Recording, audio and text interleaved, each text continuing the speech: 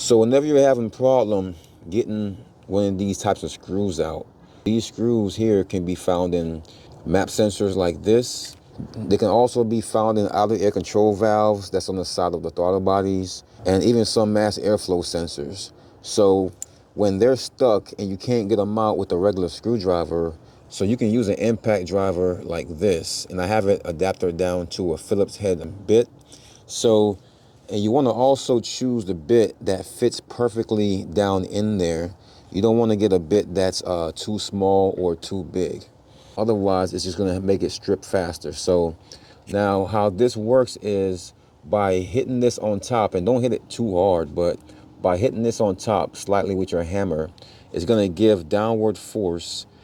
It's going to cause the bit to not slip out while it's turning, because as you hit it downwards, it's going to turn by itself. So you have to set this to go counterclockwise. Otherwise, you're going to tighten it as you hit it. So make sure it's set to counterclockwise to loosen. And then you can just hit it on top. So let's go ahead and give it a try.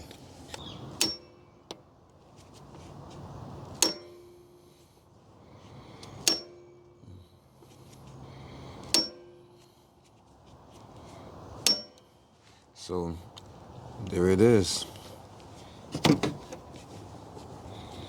Really simple, guys. It's really that simple. And I could finish using it like a regular screwdriver to finish getting this out.